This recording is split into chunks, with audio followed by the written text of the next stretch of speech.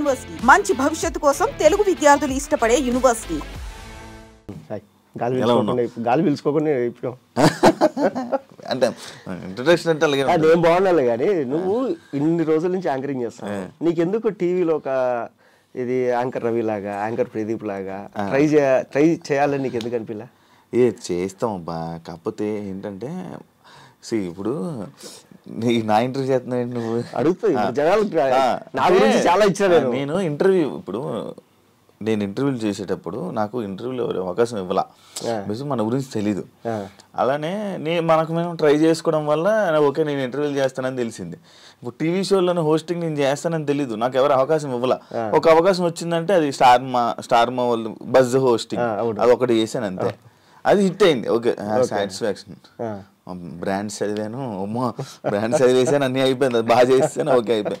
దాని తర్వాత ఇంకా కొన్ని ఛాన్సెస్ వస్తాయి అనుకున్నాం, వస్తాయి అన్నారు కానీ రాలేదు. ట్రై చేయాలి. కానీ యాంకర్ షో గురించి నాకు తెలిసిందో ఏంటంటే మీరు పైన ఏదైతే చూస్తున్నారో అది కాదు. సో వాడి జర్నీ ఎందుకంటే బిగ్ బాస్లో మేము మాట్లాడుకునేటప్పుడు మొత్తం వాడి స్టోరీ అంతా ఇప్పాడు చిన్నప్పటి నుంచి ఏంటి అది ఇది అని.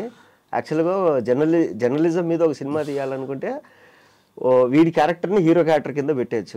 వీడి జనరేషన్ కాదు, వీళ్ళ నాన్న కూడా మీడియాలో పనిచేసేవాడు. సో అక్కడి నుంచి ఉంది వాడికి. వాడు ఏదంటే పేరు కోసం ఇది చేస్తాడు కానీ వాడు ఇంకా చాలా కథలు ఉన్నాయి. ఎలా ఉన్నావు? బాగున్నా. మూవీస్ అన్నీ నడుస్తున్నాయి? బాగా నడుస్తున్నాయి, పర్లేదు. అంత హ్యాపీయా ప్రెసెంట్? హ్యాపీ. కాదు, నీ ఫన్ బకెట్ ముచ్చట్లోకి వెళ్దాం. ఫస్ట్ ఫన్ బకెట్ ఆఫర్ అదేంటి మీరే క్రియేట్ చేసుకుందా? ఫన్ బకెట్ కాదు, అదేంటంటే నేను 2014 చదువు అయిపోయింది ఎంసీఏ. 2015లో కొన్ని జాబులు చేసిన. సో ఒక 1 month శాలరీ పడగానే నాకు ఎందుకు సాటిస్ఫాక్షన్ లేదు, మానేయడము అలా ఇలా. నాకు అర్థం కాలేదు ఏంటంటే అరే పొరపాటున ఇక్కడ ఇరుక్కొని పోతే నెక్స్ట్ ఇంకా సినిమాలకు దూరం అయిపోతామేమో. అంటే సినిమాల్లో ఉండే కష్టాలు మనకు తెలియదు కదా, ఇక్కడ మనం కృష్ణానగర్లో పడే కష్టాలు. సో ఐటీ చదువు అయిపోయింది, జాబ్ వచ్చేసింది, సింపుల్గా అయిపోయింది. సో పొరపాటున కష్టపడతామేమో, అక్కడికి వెళ్తే ఏమైనా క్లిక్ అవ్వచ్చు కదా, మనకు ఉంది కదా, అది ఇదని ఒకటి ఉండే డౌట్.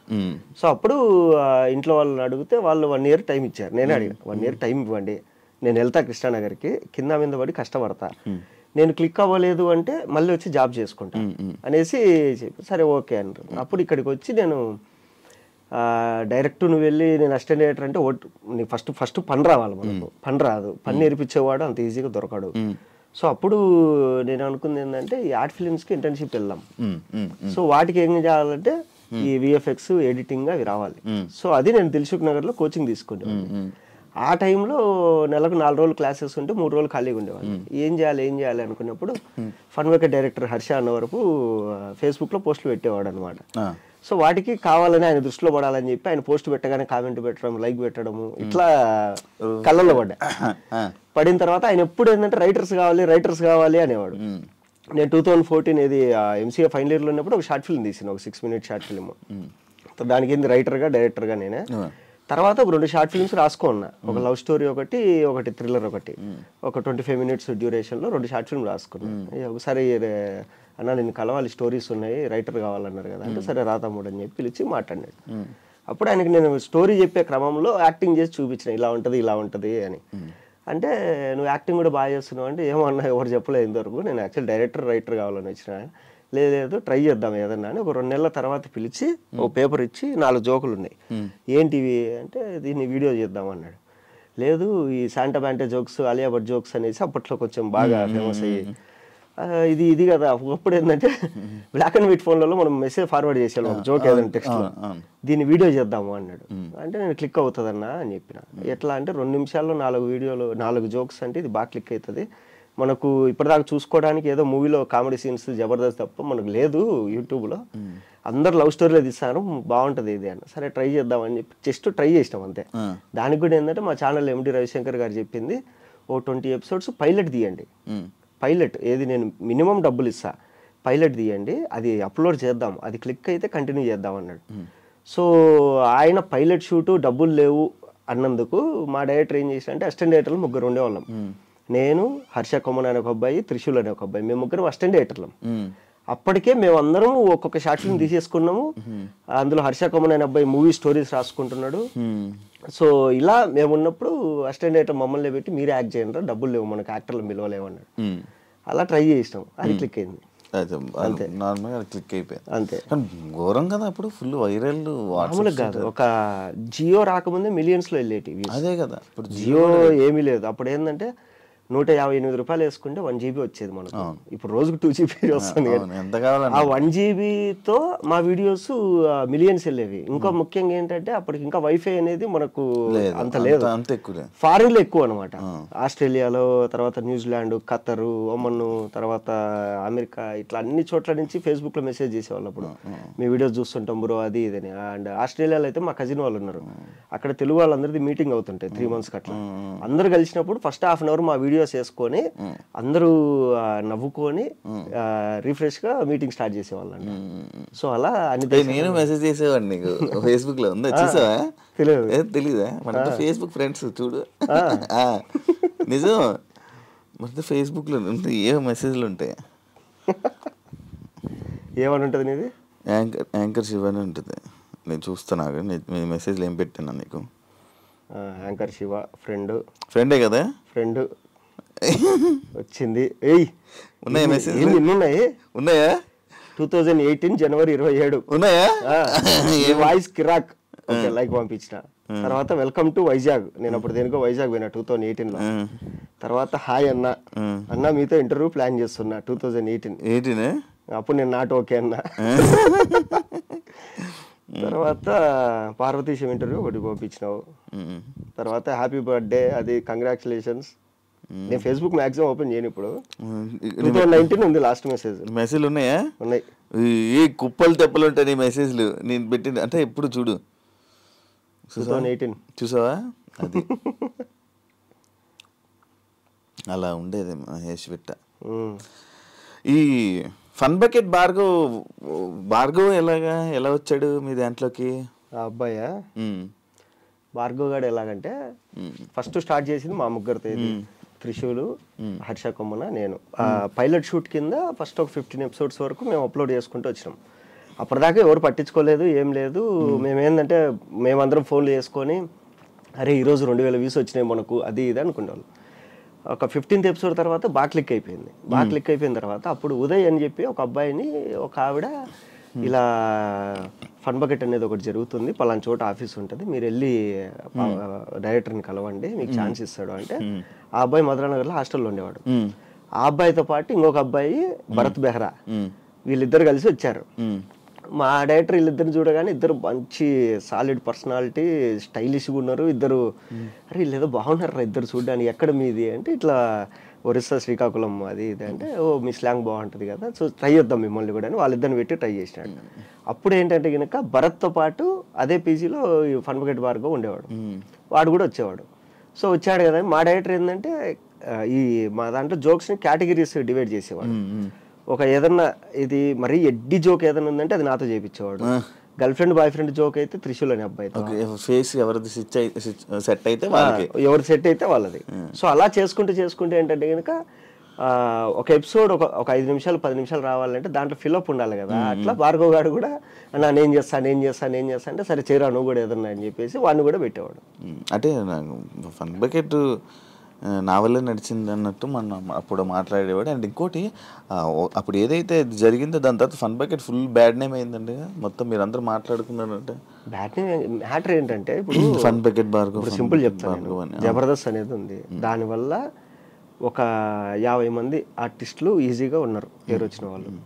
తర్వాత బిగ్ బాస్ అనేది ఉంది, బిగ్ బాస్ వల్ల దగ్గర ఇప్పటికి ఇన్ని సీజన్ల వరకు ఒక 90 మందికి పేరు వచ్చింది. 120. సో అలా మా ఫన్ బకెట్ నుంచి ఒక 15 మంది 20 మంది ఆర్టిస్టులు ఉన్నారు. అందరిలో ఫన్ బకెట్ అనే పేరు దాన్ని సృష్టించిన డైరెక్టర్ పెట్టుకోలేదు. దానివల్ల మేమందరం బతుకుతాం, కానీ మేము కూడా పెట్టుకోలేదు.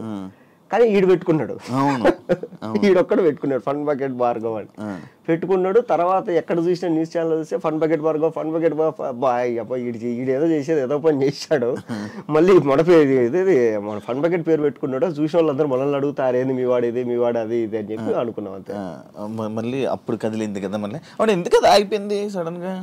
జోక్స్ లేవు అంటే అక్కడికి వచ్చిన వాళ్ళందరూ ఏంటంటే సినిమాలు చేయాలని. ఇప్పుడు మా డైరెక్టర్ వచ్చేసి అప్పటికే డైరెక్టర్గా ట్రై చేసి రంరాజీరానికి అసోసియేట్గా పనిచేసి మళ్ళీ ఏదో ఫ్యామిలీ ప్రాబ్లమ్స్ వచ్చి మళ్ళీ రిటర్న్ వచ్చి ఇక్కడ మంత్లీ శాలరీ కింద జాయిన్ అయ్యి ఈ చేసుకునేవాడు. సో నేనేంటంటే నా గోల్ ఏంటి, నేను సినిమాల్లోకి వెళ్ళాలి, సినిమాల్లో ఉండాలి అనేసి నా గోల్.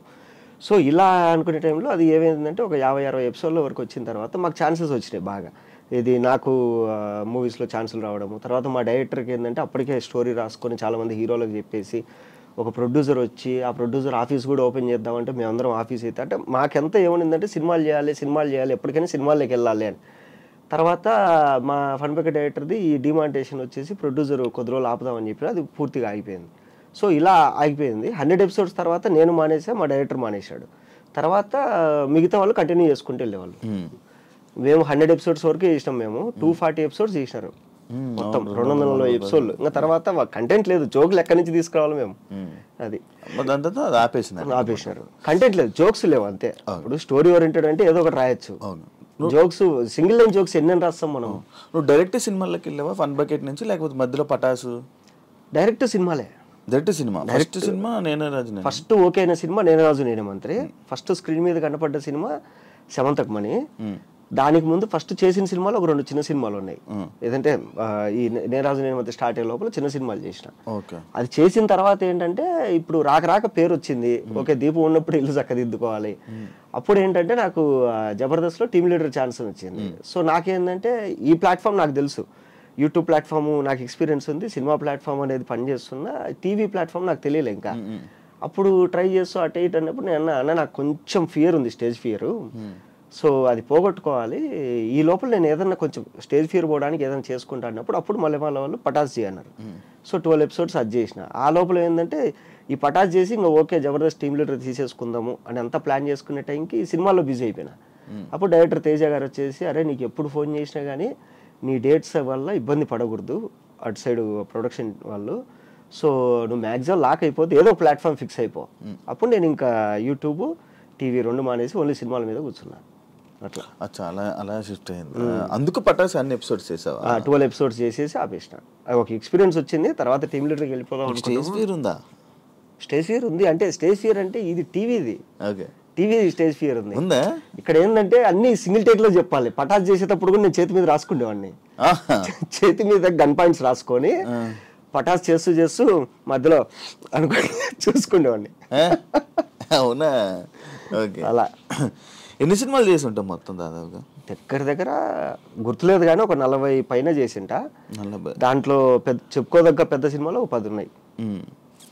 నేనే రాజు నేనే మంత్రి, దాని తర్వాత సమంతకు మణి, తర్వాత కృష్ణార్జున, నువ్వు తోపురా, పేపర్ బాయి, తర్వాత A1 ఎక్స్ప్రెస్, కొండపొలం, జాంబీరెడ్డి, ఇంకా ఉన్నాయి, చాలా ఉన్నాయి, గుర్తు రావట్లే. మహేష్ విట్ట అని పెట్టగానే నువ్వు చేయలేని సినిమాల పేర్లు వస్తున్నాయి ఏంటి? నాకు అర్థం కాదు. మన మహేష్ ఆచంట ఉన్నాడు కదా, అంటే కొన్ని సినిమాలకి ఏమైందంటే మహేష్ విట్ట కొన్ని సినిమాలకి ఏంటంటే నేను ఆ సినిమాలో ఉండను కానీ ఎండ్ క్రెడిట్స్ లో నా పేర్లు వచ్చింటాయి బింబిసారా వాటిల్లో. ఎందుకు అంటే తెలియదు. ఇప్పుడు డైరెక్టర్లు ఏంటంటే మహేష్ ని పిలవండి అని చెప్పేసి మొత్తం లిస్ట్ ఇచ్చేస్తారు, ఆర్టిస్టులు ఇది కావాలని. వీళ్ళు ఫస్ట్ నుంచి నాతో మాట్లాడతారు. రీసెంట్ డాకు మహారాజ్ కూడా అందులో నన్ను పిలిచారు. ఓకే ఇట్లా 25 days క్యారెక్టర్ అమ్మ, 15 days షెడ్యూల్ అన్నారు. ఓకే అనుకున్నా, మొత్తం అంతా మాట్లాడేసిన. రేపు మధ్యాహ్నం బయలుదేరాలి. ఈరోజు మధ్యాహ్నం ఫోన్ చేసి లేదండి ఆ క్యారెక్టర్ సత్య వేస్తున్నాడు అని. ఇట్లా ఏంటంటే చాలా సినిమాల్లో నా పేరు అనుకొని లాస్ట్లో నన్ను పిలవకుండా వేరే వాళ్ళని పిలవడము. వీళ్ళు ఇంకేంటంటే లాస్ట్లో ఇండికేట్స్లో పేర్లు వేస్తారు, దాంట్లో లేచి పడేసి ఉంటుంది అది. అట్లా. కార్డు ఉందా నీకు? కార్డు లేదు. ఎందుకు అప్లై చేయలేదా? కార్డు తీసుకోలే ఇంకా. అంటే ఫస్ట్లో తీసుకుందాం అనుకున్నా. ఫస్ట్లో తీసుకుందాం అని పోతే ఎన్ని సినిమాలు చేసినావు అమ్మా అన్నారు. ఒక సినిమా చేసినా సార్ అని. ఓ 4 చేసుకొని రా అమ్మ మంచి సినిమాలు అన్నారు. సరే ఓకే అనుకున్నా. తర్వాత సినిమాలు చేసుకుందాం అనుకున్నా. అట్లా ఇట్లా అయిపోయింది. ఇంకా తర్వాత కొంచెం డల్ అయిపోవడము. ఈ ఫైనాన్స్ ఇప్పుడు కష్టాల్లో ఉండడంలో మళ్ళీ ₹1,00,000 పెట్టి కార్డు ఎందుకు తీసుకోవాలనుకోవడం. ఇప్పుడు మా అసోసియేషన్లో కార్డు కావాలంటే ₹1,00,000 మినిమం. ₹1,00,000 ఎంత ఉంది కట్టాలి. నువ్వు కట్టాలి. 3 లక్షలు అంటుంటారు, తెలియదు ఎంత ఉందో అది. అంటే అదే దాని గురించి ఇంకా పూర్తిగా తెలియదు నాకు. తీసుకోవాలి ఖచ్చితంగా తీసుకోవాలి. అంటే ఏంటి తేడా దానికి దీనికి? తేడా ఏముండదు. కార్డుకి ఇప్పుడు నా దగ్గర కార్డు ఉందంటే నాకు పలానా సినిమాలో డబ్బులు రాలేదంటే నేను వెళ్ళి ఛాంబర్లో కేసు పెట్టచ్చు. తర్వాత ఏంటంటే ఈ మా ఎలక్షన్ జరిగినప్పుడు ఓటింగ్ ఉంది కదా, దాని వస్తుంది. ఇంకొకటి ఏంటంటే మాలో కార్డు రావాలంటే నువ్వు డబ్బులు కట్టాలి, నువ్వు చేసిన సినిమా రెఫరెన్స్లు పెట్టాలి, ఈ అబ్బాయి నిజంగానే పలానా సినిమాలో వేసాడని ఒక ఆల్రెడీ కార్డు ఉన్న 2-3 నీకు సైన్ పెట్టాలి. అంత ప్రాసెస్ ఉంది అట్లా. ఓకే, మినిమం ఎన్ని సినిమాలు అవి థియేటర్లో రిలీజ్ అవ్వాలి? థియేటర్లో రిలీజ్ అవ్వాలి, నువ్వు మినిమం ఇన్ని మినిట్స్ స్క్రీన్ మీద కనపడి ఉండాలి. ఓకే, అంటే ఊరికి ఎక్కడ వెనకాల కనపడిపోతే కార్డు ఇవ్వరు. అట్లా. మరి అప్లై చేస్తావా? చేయాలి, అప్లై చేయాలి ఖచ్చితంగా. కానీ సడన్గా విట్టా ఎందుకు డౌన్ అవ్వడానికి రీజన్ ఏంటి? అది తెలియదు. డౌన్ అవ్వడానికి ఏంటంటే చెప్తా సింపుల్గా, ఏంటంటే ఇప్పుడు నేను ఎందుకు ఖాళీగా ఉన్నా అనేది నాకు తెలిసిందంటే దాన్ని రెక్టిఫై చేసి ఓవర్కమ్ అవుతాం కదా, అది తెలియదు కదా మనకు. ఎందుకు అది ఏమవుతుంది? అది ఏమైతే తెలియదు. ఇప్పుడు అంతెందుకు, రేపటి నుంచి ఒక 1 వీక్ షూటింగ్ అన్నారు. ఓకే, అంతా మాట్లాడేసిన, డేట్లు పంపించాను, నేను డేట్లు లాక్ చేసుకొని పెట్టుకున్నా. ఈ రోజు వరకు నాకు అడ్వాన్స్ పడలేదు. తర్వాత ఇది వాళ్ళు ఫోన్లు ఎత్తట్లా, అసలు కన్ఫామా కాదా ఏంటి అని. ఇప్పుడు రీజన్ తెలియదు నాకు అక్కడ ఏమైంది రీజను అని. ఇప్పుడు కొందరు ఏమంటారు అంటే వీడు ఎక్కువ డిమాండ్ చేస్తారు అంటారు. అవును, ఎక్కువ డిమాండ్ చేస్తారు అంటే. ఎక్కువ డిమాండ్ ఎప్పుడు చేస్తాం? మన చేతిలో 30 భయంకరంగా సినిమాలు ఉంటే డిమాండ్ చేస్తాం. ఇప్పుడు ఇదొకటి ఉంది, ఈ ఎక్కువ తీసుకుంటాడంట అని చెప్పేసి ఒక పుకారుతో ఫోన్ చేయడం. అసలు ఎక్కువ తీసుకోవడం ఏంది? ఇప్పుడు నాకు ఎంత ఇవ్వాలో నీకు తెలుసు, అంతే ఇస్తావు. ఇప్పుడు నువ్వు మార్కెట్కి వెళ్ళి ఒక వస్తువు ఇదో ఇది కావాలి నాకు ఎంత అంటే నీకు ఐడియా ఉంటుంది కదా మినిమం దీనికి ఎంత పెట్టచ్చు అని. ఇప్పుడు నేను రోజుకు 2 లక్షలు అడిగితే ఇస్తారా? ఇయ్యరు కదా.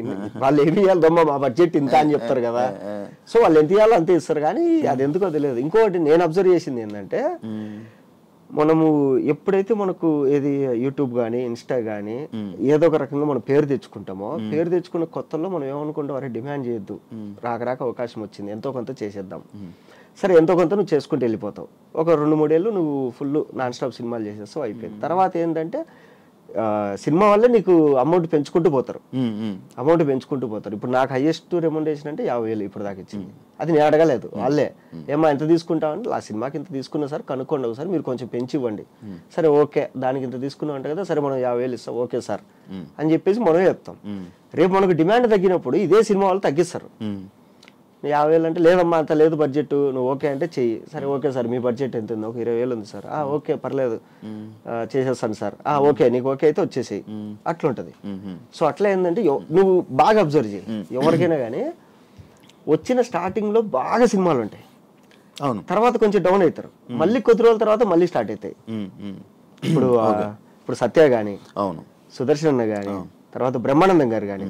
బ్రహ్మానందం గారు ఒకప్పుడు ఇరగదీసేవాళ్ళు, తర్వాత మధ్యలో కొంచెం కనుకోలేదు, తర్వాత రెడీ అవన్నీ మళ్ళీ ఎప్పుడైతే వచ్చినాయో దాని తర్వాత మళ్ళీ వెళ్ళుకున్నాడు. మళ్ళీ ఇప్పుడు చూస్తే మళ్ళీ తక్కువ కనపడతారు.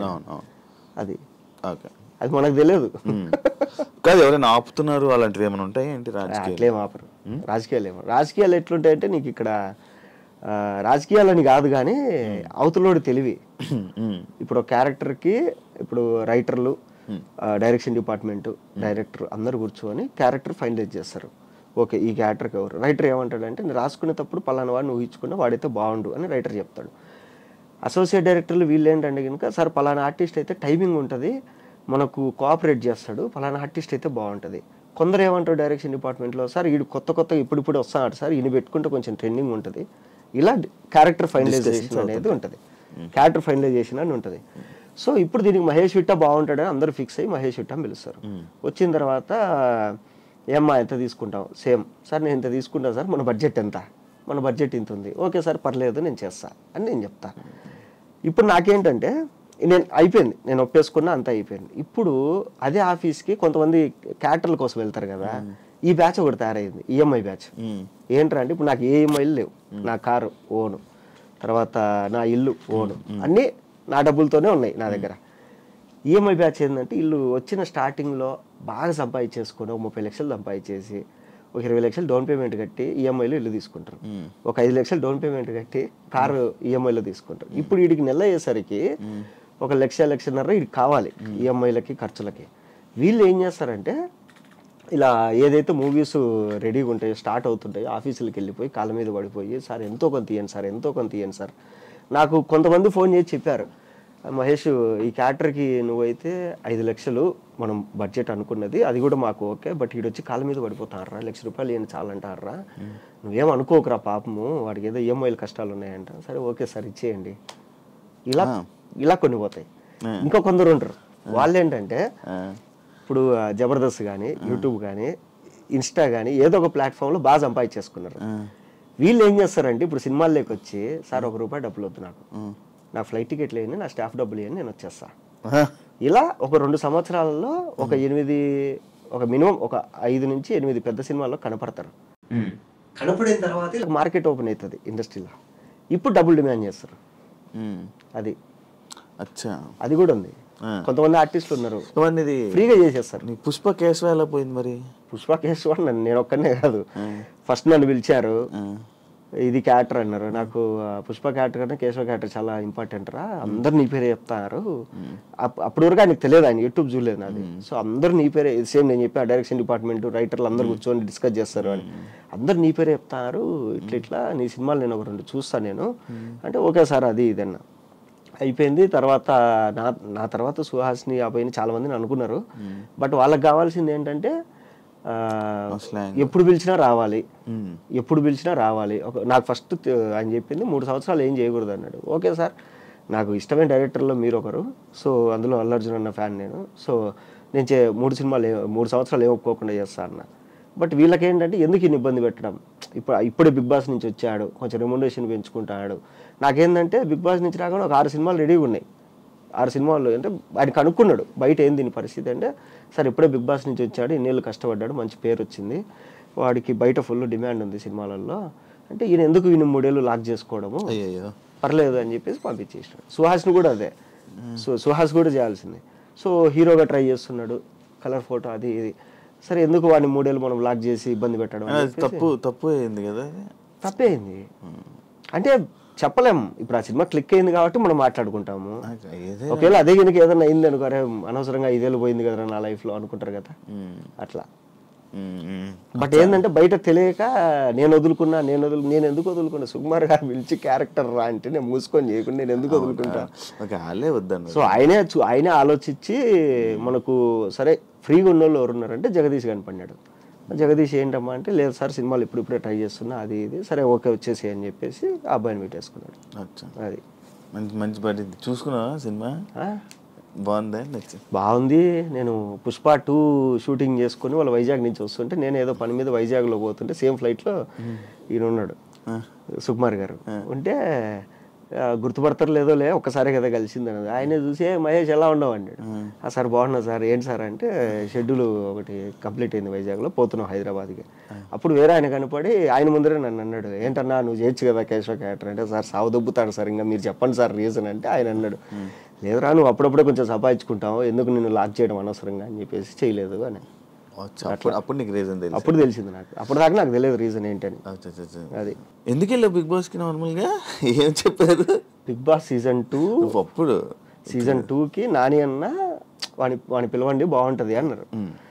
అయితే వీళ్ళు నానిగారు మిమ్మల్ని మీరుంటే బాగుంటుంది అంటున్నారండి, మీరు రండి ఒకసారి అంటారు. నేను వెళ్తే ఇది అంటే, 4 సినిమాలు జరుగుతున్నాయండి బయట, నేను ఇప్పుడు సడన్గా లోపలికి వెళ్ళిపోతే నాకు ఇబ్బంది అని దిల్రాజు గారి ప్రొడక్షన్, వారాహి ప్రొడక్షన్ వీటిల్లో ఉన్నా.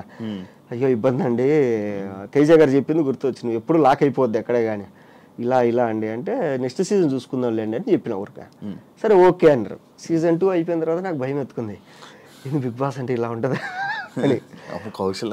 అప్పుడు సీజన్ 2 తర్వాత వీళ్ళు సీజన్ 3కి ముందు నుంచే ఫోన్ చేస్తారు నాకు, ఏది ఆగస్టులోనో జూలైలోనో స్టార్ట్ అయితే నాకు మార్చ్ ఏప్రిల్ నుంచే ఫోన్లు చేస్తున్నారు. నేను ఏదో ఒకటి చెప్పి తప్పించుకుంటున్నా.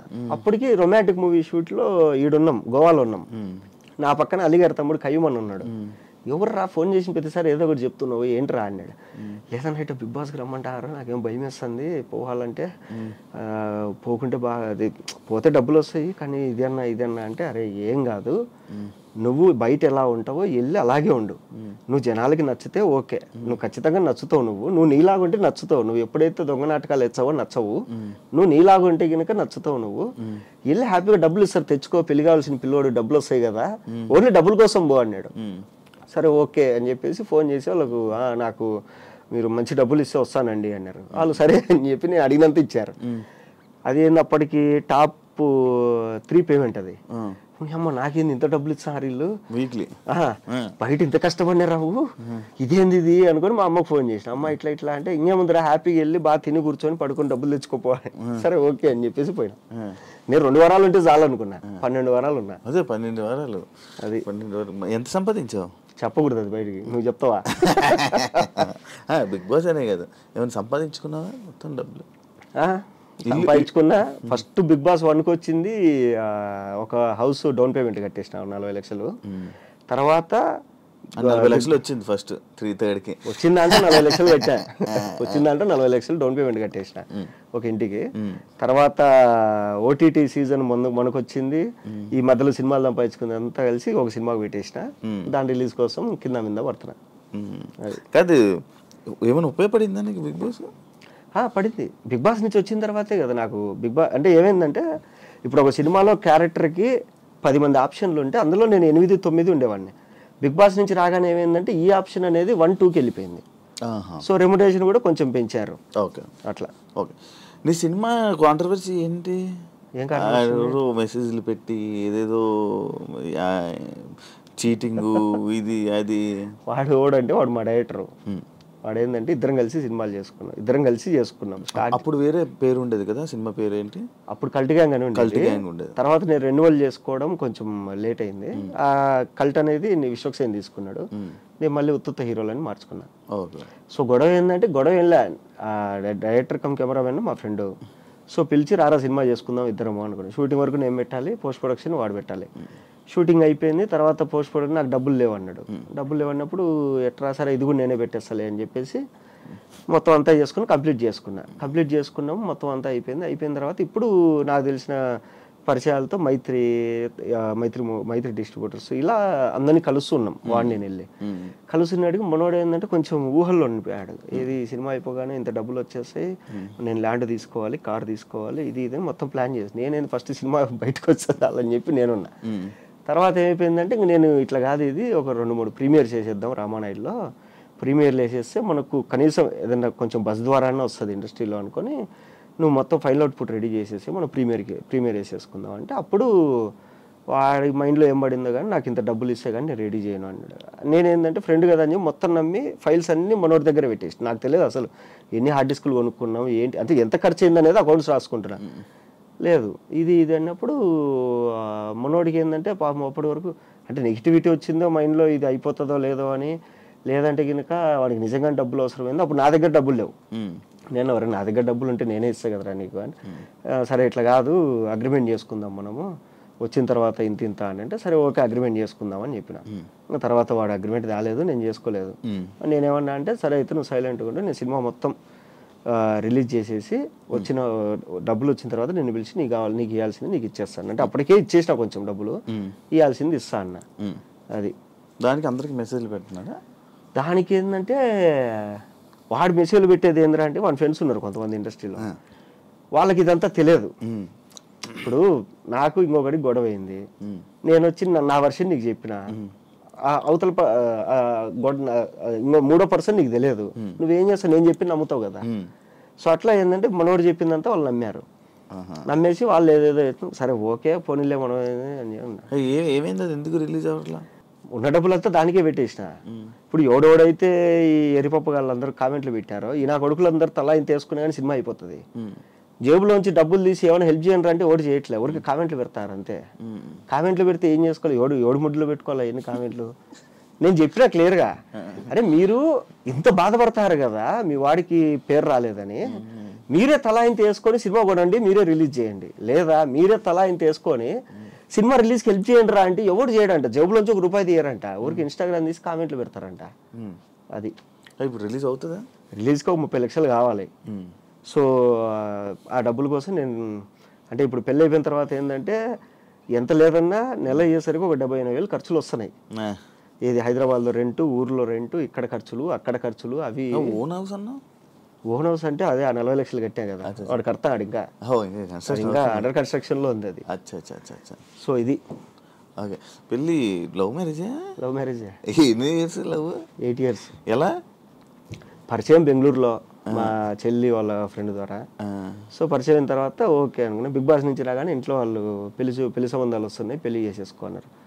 సరే మీరేం చూడొద్దు, నేనే చూసుకున్నా ఒక అమ్మాయిని అని చెప్పి చూపించిన. సరే ఓకే వాళ్ళు తెలుసా అంటే లేదు అని చెప్పేసి వాళ్ళ ఇంట్లో చెప్పినాం. సరే వాళ్ళు ఓకే అన్నారు, మా వాళ్ళు ఓకే అన్నారు. ఓకే అయిన తర్వాత ఇద్దరు మాట్లాడుకొని పెళ్లి చేసేసినారు. అంతే అంతే, ఇద్దరు రచ్చలు గిచ్చలు ఏం లేవు. కాదు లవ్ స్టోరీ ఇప్పుడు ఫన్ బకెట్ టైంలోనా? ఫన్ బకెట్ కాదు, 2017లో ఫస్ట్ అమ్మాయిని చూసాను నేను. ఎక్కడ? బెంగళూరు ఎందుకు వెళ్ళావు అసలు? మా చెల్లెలు అక్కడ జాబ్ చేసేది. నువ్వెందుకు వెళ్ళు? మా ఫ్రెండ్స్ అంతా అక్కడే కదా ఉండేది. బెంగళూరు నాతో పాటు చదువుకున్న వాళ్ళందరూ బెంగళూరులోనే సెటిల్ అయింది. సెటిల్ అయింది అక్కడ. పార్టీల కోసం వెళ్ళేవాడివి అంతే. ఇక్కడ తిరిగేవాడిని కాదు, బెంగళూరులోని బ్రూవరీలు పబ్బులు అన్ని తిరిగేవాడిని బాగా. హైదరాబాద్ లో ఏం తెలియదు? హైదరాబాద్ ఏంది అడ్రస్లు కూడా తెలుసు నాకు. హైదరాబాద్ లో ఏ ఒక్కడ ఉంటాయి పబ్బులు ఇప్పటికి కొన్ని తెలుసు. ఏది మన పార్టీలకి ఎప్పుడైనా కలుస్తాం కదా, ఓకే పలానా పప్పు అంటే ఓకే. బర్త్డే పార్టీలకి వెళ్తున్నప్పుడు అంతే, పార్టీలు రోజు పార్టీలకి వెళ్తాం, బర్త్డేలకి వెళ్తున్నప్పుడు మనం. సో అట్లా పరిచయం అంతే. అచ్చా. ఇంట్లో వాళ్ళు ఎప్పుడైతే పెళ్ళి అన్నారో సరే మీరు చూడొద్దు నేనే చూసుకున్నా అని చెప్పిన. ఆ అమ్మాయి కూడా వాళ్ళ ఇంట్లో చెప్పింది. నువ్వు ప్రపోజ్ చేసావా? ప్రపోజ్ చేసింది నేనే చేసాను. నువ్వే చేసావా? ఓకే. మనం ప్రపోజ్ చేసేంత ముఖం ఏముంది, సెలబ్రిటీ కదా, ఏముంది సెలబ్రిటీ అయితే. నేను అడగడమే డైరెక్ట్ పెళ్ళి అన్నా. అప్పటికి ఆ అమ్మాయి చదువుకునేది. ఇట్లా నువ్వంటే ఇష్టము, సో మైండ్లో ఒకటి పెట్టుకొని నేనైతే మాట్లాడలేను, పెళ్లి చేసుకోవాలని మా ఇంట్లో నన్ను ఎప్పుడైతే పెళ్లి చేసుకుంటారో అప్పుడు నీ ముఖం చూపిస్తుంది, నువ్వు ఓకే అంటే ఓకే. ఆ అమ్మాయి మీ గురించి తెలియదు కదండి అని. సరే ఓకే మామూలుగానే ఉందాము అనింది. సరే ఓకే మామూలుగానే ఉందాం, మీకు నచ్చినప్పుడు చెప్పండి అన్న. నేను చెప్పిన ఒక 2 ఏళ్ల తర్వాత చెప్పింది నాకు. 2 సంవత్సరాల తర్వాత చెప్పింది నాకు కూడా ఓకే అని. లవ్వానికి మనం వెనకలబడి వెంటబడి ఏం చేయ మామూలుగానే ఉన్నా. డైరెక్ట్ ఏదైనా మాట్లాడేస్తావు కదా, దానివల్ల ఏం నీకు ఇబ్బంది రాలేదా ఇప్పుడు ఇండస్ట్రీలో? వచ్చింది చాలాసార్లు. కొన్ని సినిమాలు ఒప్పుకుంటాం, కథ చెప్తారు, సూపర్ ఉంటుంది కథ, ఎలా ఉంది ప్రొడ్యూసర్ పిలిచి అడుగుతాడు, ఎలా చెప్పారు డైరెక్టర్ కథ, చాలా బాగా చెప్పారు సార్, ఆయన చెప్పినట్లు తీస్తే బాగా వస్తుంది అవుట్పుట్ అని చెప్తా. సరే ఓకే షూటింగ్కి వెళ్తాం. ఇది చిన్న డైరెక్టర్లు కాదు, పెద్ద డైరెక్టర్లతో కూడా ఇది నాకు. షూటింగ్కి వెళ్ళిన ఒక వారం రోజుల తర్వాత నేను ఎందుకో కొంచెం డల్లుగా ఉంటా. ఎందుకు డల్లుగా ఉన్నావు అంటారు. అనగానే ఎందుకో అన్నా నాకు తేడా కొడుతుంది, ఇది ఇన్ని రోజుల నుంచి షూటింగ్ చేసి ఏ సీన్ కూడా నాకు ఇంట్రెస్ట్ అనిపించట్లేదు. ఇది నేను షూటింగ్కి వెళ్ళగానే ఏం చేస్తా అంటే వెళ్ళగానే అసిస్టెంట్ డైరెక్టర్ దగ్గర ఈరోజు ఏమేమి సీన్లు, నేను లేని సీన్లు కూడా ఇప్పించుకొని చదువుతా. ఈవినింగ్ 4-5 అయ్యేసరికి ఆన్లైన్ ఎడిటర్ దగ్గర కూర్చొని మొత్తం చూస్తా, ఏం రాసినారు వీళ్ళు, ఏం వచ్చింది అవుట్పుట్ అనేసి. నాకు అక్కడ ఏదో తేడా కొట్టిందంటే చెప్పేస్తా, ఏదో తేడా కొడుతుంది నాకు ఈ సినిమా అంటే, ఏం మాట్లాడతావు నువ్వు, అందరు బాగుందంటారు నువ్వు బాగాలేదంట, ఏమో నాకు అనిపించింది. ఇలా హట్టే కొంతమంది డైరెక్టర్లు నాతో 2వ సారి ఫోన్ చేయరు నాకు. ఆ సినిమాలు అటర్ ఫ్లాప్ కూడా అయినాయి. నేను చెప్పిన ప్రతి సినిమా అటర్ ఫ్లాప్ అయింది.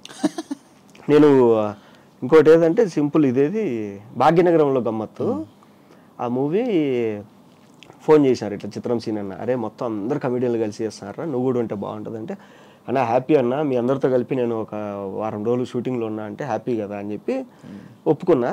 పోయినా చెప్పారు ఇట్లా, ఇది డబ్బులు ఏమి ఇవ్వరా అయిపోయినాకే ఇస్తాం అందరూ. సరే ఓకే అన్న. వెళ్తే మొత్తం ఇండస్ట్రీలో ఉండే కమెడియన్లు అందరూ ఉన్నారు మ్యాక్సిమం.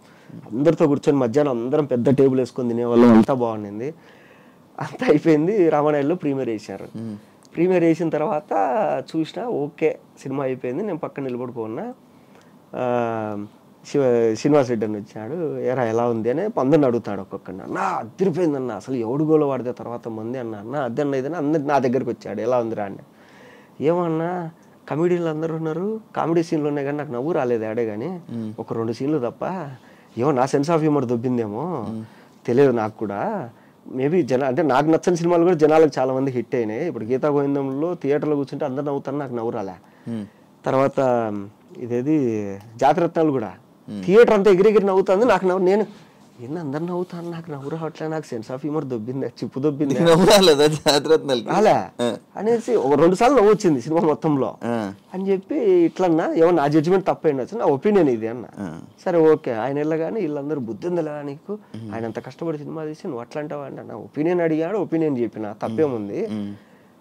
కొద్ది రోజుల తర్వాత వేరే షూట్లో ఆయన కలిసి నువ్వు చెప్పింది జరిగిందిరా, ఏదో మిస్ అయింది సినిమాలో, సరే ఈసారి ఏదైనా స్క్రిప్ట్ అనుకున్నప్పుడు నేను పిలుస్తాలే అంటే. నేను చెప్పింది పాజిటివ్గా తీసుకునే వాళ్ళు ఉన్నారు, నెగిటివ్గా తీసుకునే వాళ్ళు ఉన్నారు. ఇప్పుడు కొన్ని చిన్న సినిమాలు జరుగుతాయి. జరిగిన తర్వాత ఇప్పుడు నాలో ఇన్బిల్ట్గా డైరెక్టర్ రైటర్ ఉన్నాడు కాబట్టి ప్రొడ్యూసర్లు ఏం చేస్తారంటే ఒక వారం రోజుల తర్వాత షెడ్యూల్ అయిపోగానే నన్ను పిలిచి ఏం మహేష్ ఏంది చెప్పు ఏంటి అంటే, నేను లేదండి సెట్లో కొన్ని మార్పులు చేయాలి, ఈ డిపార్ట్మెంట్ బాగాలేదు, ఇది బాగాలేదు, ఇది కొంచెం ఇలా చేయాలని చెప్తా. ఇది డైరెక్టర్లు హట్ అయిపోయి వాడికి ఏం పని ఇవన్నీ చెప్పడానికి అది ఇది అని చెప్పేసి పిలవడం మానేస్తారు. అవి కూడా జరిగినాయి కొన్ని. అట్లా నాకేంటంటే నా కళ్ళ ముందర ఒకటి ఉన్న సంక్రాంతి పోతా అంటే ఇప్పుడు అయిపోయిన తర్వాత మనం మాట్లాడే బదులు ఏదో జరిగేటప్పుడే చెప్తే కరెక్షన్ చేసుకుంటారు కదా అని మనం అనుకుంటాం. అట్లా ఇప్పుడు అంతేందుకు బిగ్ బాస్ ఓటీటీ కూడా మనం మాట్లాడుకున్నాం లోపల కూర్చొని, ఏంది ఇది ఏదో ఒక్క స్పాన్సర్ కూడా రాలేదు, మాట్లాడేది మనిద్దరమే, స్పాన్సర్ రాలేదు, ఒక ప్రమోషన్ రాలేదు, ఏంటిది మనం అనుకున్నాం. మనకు మినిమం అనిపిస్తుంది కదా, అరే మనకు ఇంత కష్టపడి చేస్తున్నాం కానీ ఏదో తేడా కొడుతుంది లోపల మాట్లాడుకుంటాను. అందుకు నేర్చుకోవాలి, ఏది ఏ చెత్త ప్రోడక్ట్ అయినా కానీ సూపర్ అని చెప్పేది నేర్చుకోవాలి కొంచెం. కొన్నిసార్లు అబద్ధం చెప్పడం వల్ల మనం ఎదుగుతాం అంటే నేర్చుకోవాలి మెల్లమెల్లగా. కాదు, ఇండస్ట్రీలో మనం చూపించుకోవాలి, అదొకటి ఇంపార్టెంట్ అంటారు. అవును, నువ్వు చాలా ఫ్రీగా మామూలుగా ఉంటావు, దానివల్ల ఏమైనా ఇబ్బంది ఉందా? ఏం లేదు దానివల్ల ఏం లేదు. నీకు ఎందుకు చూపించుకోవాలనుకుంటారు? మామూలుగా మర్యాద కోసం అంతే. ఇప్పుడు ఏంటంటే ఇప్పుడు సింపుల్గా చెప్పాలంటే నీకు ఒక మూవీ సెట్కి నేను చెప్తా సింపుల్, నేను కారు కొనలేదు అప్పుడు, ఎందుకంటే నాకు కారు అవసరం ఏముందిలే, దగ్గర అయితే బైక్లో పోదాము, కొంచెం దూరం అయితే కనుక కంపెనీ కార్ వస్తుంది కదా అనుకునేవాడిని. ఒక సినిమా ఒప్పుకున్నాం, ఆయన ఏంటంటే ఎన్ఆర్ఐ అమెరికాలో బాగా మంచి గవర్నమెంట్ పోస్ట్ అమెరికాలో. తర్వాత ఆయన కొడుకుని హీరోగా లాంచ్ చేస్తాడు. సరే ఓకే అంతా మాట్లాడుకుని దాంట్లో ఫ్రెండ్గా యాక్టర్ నన్ను ధనరాజ్ అన్న అనుకున్నారు. ఫస్ట్ రోజు కృష్ణానగర్కి ఒక కార్ వచ్చింది నా రూమ్ దగ్గరికి, కొత్త ఇన్నోవా. డోర్ దిగానే హీరో వాళ్ళ నాన్న, ప్రొడ్యూసరు, డైరెక్టరు, రైటరు, కో డైరెక్టరు, ఓ వావ్ అనుకొని నేను కూడా ఎక్కిన. రెండో రోజు ఒక కార్ వచ్చింది, వేరే కారు. తీగానే కొందరు సీనియర్ ఆర్టిస్టులు. సరే ఓకే కూర్చున్నా, హాయ్ అండి. మూడో రోజు ఇంకొక కార్ వచ్చింది, ఏసీ పని చేయట్లే, కిటికీలు లేవు. నాది కాదు, ఇంకా కొనలేదు, అదే నేను ఎక్కడానికి వచ్చింది. అంటే ఫస్ట్ రోజు ఇన్నోవా పంపించారు, రెండో రోజు ఒక మీడియం కార్ పంపించారు కాలేజ్. మూడో రోజు పంపించిన కారులో ఏమీ లేదు, ఎక్కితే ఫోకస్ పుల్లర్లు, ఈ కెమెరా అసిస్టెంట్లు, లైట్ మెన్లు, ఇది నాకు అర్థం కాదు అని చెప్పి వెళ్ళి కొడేటర్ని అడిగిన, అన్న ఏందన్నా ఫస్ట్ రోజు ఆ కార్ వచ్చింది, రెండో రోజు ఇది, మూడో రోజు ఇది అంటే, అరే ఫస్ట్ రోజు ప్రొడ్యూసర్ని హీరోని ఆ కృష్ణానగర్ తుప్పల్లో తిప్పితే ఏం బాగుంటుందిరా, నువ్వు అక్కడ ఉన్నావు అని తెలియదు, ఏదో లొకేషన్ పంపించినావు వచ్చేసినాం ఇంకా మేము. రెండో రోజు వచ్చేసి సీనియర్ ఆర్టిస్టులు పెట్టాము, వీళ్ళందరూ కృష్ణానగర్లో కష్టపడి ఎదిగి చుట్టుపక్కల ఏరియాలో సెటిల్ అయిన వాళ్ళు, వీళ్ళందరినీ కూర్చోబెట్టి మళ్ళీ అదే కృష్ణానగర్ సందుల్లో తిప్పితే వీళ్ళు గిల్టీగా ఫీల్ అవుతారు. సరే మూడో రోజు వచ్చింది కదా ఈ కార్ ఏంది అని, వాళ్ళు ఫోకస్ పుల్లర్లు, కెమెరా అసిస్టెంట్, నీ పక్క ఫ్లాట్లోనే ఉంటారంట వాళ్ళు, ఎలాగో ఆ కార్ వస్తుంది కదా నీకు ఇచ్చిన. ఎందుకన్నా ఇంత అవమానము అంటే, కారు కొనరా దరిద్రుడా అని చెప్పి ఆయన చెప్పాడు. అదేంటంటే ఇండస్ట్రీలో కారు, ఇప్పుడు ఈ వాచ్ ఉంది మంచి కాస్ట్లీ వాచ్, టీషర్ట్ ఉంది, ఇది జూనియర్ ఎన్టీఆర్ వేసుకున్నాడు బ్రాండ్ బ్లూ ఆరెంజ్, ఆ టీషర్ట్, ఇవన్నీ ఎందుకు అంటే కనుక ఇక్కడ ఈ బట్టి మర్యాద ఇస్తారు. ఇంకొకటి ఏంటంటే అంటే టాలెంట్ బట్టి మర్యాద ఇస్తారు, అది పక్కన పెట్టండి. ఇంకొకటి ఏంటంటే మన ఇండస్ట్రీలో మనం కొట్టుకునే స్ప్రే ఉంటుంది కదా, పర్ఫ్యూమ్ బట్టి కూడా రెస్పెక్ట్ వస్తుంది. ఒకసారి నేను మా ఫ్రెండ్ నేను పర్ఫ్యూమ్ కొట్టుకున్నా, వాడు పర్ఫ్యూమ్ లేదురా అంటే సరే నాదే కొట్టుకో అన్నాడు. వెళ్ళగానే ఒక ఆయన ఇద్దరికి షేక్ హ్యాండ్ ఇచ్చి ఏంది ఇద్దరు ఒక పర్ఫ్యూమ్ కొట్టుకున్నారు లేవా పర్ఫ్యూమ్లో అన్నాడు. ఇప్పుడు ఈ అమ్మ ఏంది ఇది ఇట్లా కూడా ఉంటుందా అనిపించింది నాకు. సో అట్లా ఇండస్ట్రీలో అంతే. తర్వాత నేను ఏ రోజైతే కారు కొన్నానో, కారు కొన్నప్పుడు నాకు మార్నింగ్ 5:30కి ఫోన్ చేసే మేనేజరు 7:30కి ఫోన్ చేస్తాడు, సార్ వచ్చారా అని. ఎందుకు ఓన్ కారు లేట్గా వచ్చినా పర్లేదు అనేసి. కారు లేనప్పుడు ఏంటంటే పొద్దున్నే తీసుకెళ్ళి 5:30కి పడేసేవాళ్ళు లొకేషన్లో. ఆడ కుర్చీలు ఉండవు, ఎవరు వచ్చిండ్రు ప్రొడక్షన్ వచ్చిండ్రు, ఆకలి అవుతుంటే కాఫీ తాగుదామంటే ఆ సెట్లో ఏముండదు, అటు ఇటు తిరిగి ఏదో మూలం చూసుకొని కూర్చుంటాను. తర్వాత నుంచి కారు కొనుక్కొని సార్ ఏ టైంకి రావాలి, ఓన్ కారా సార్ అంటే ఓన్ కార్ అయితే 7:30కి వచ్చేయండి సార్, 2 గంటల సేపు అంతే.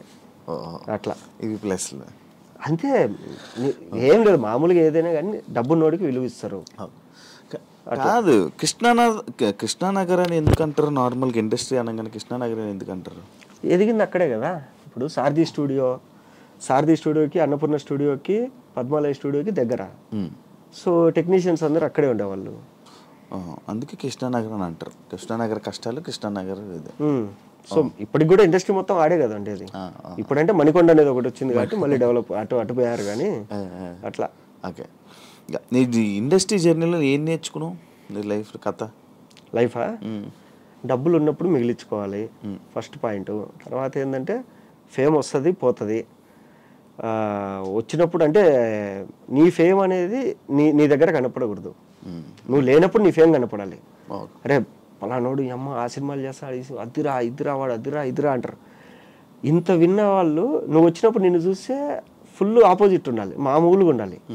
ఇప్పుడు నేను ఇప్పటికి కూడా మణికొండలో స్కూటీ వేసుకొని తిరుగుతాంట, టీ స్టాల్కి మామూలుగా వెళ్తుంటా, రోడ్ సైడ్ పానీపూరి తింటాంట.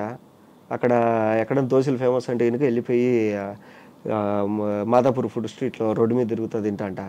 సో నాకేంటంటే ఓకే డబ్బులు ఉన్నప్పుడు బాగా రిచ్గా ఉంటాము, డబ్బులు లేనప్పుడు ఏం చేస్తావు? అదేదో డబ్బులు ఉన్నా లేకుండా ఒకటేలాగా ఉన్నావు అనుకో, మామూలుగా నీకు అలవాటు అయిపోతుంది. ఉన్నప్పుడు అలాగే తినొచ్చు, లేనప్పుడు అవును పెద్ద తేడా అనిపిదు.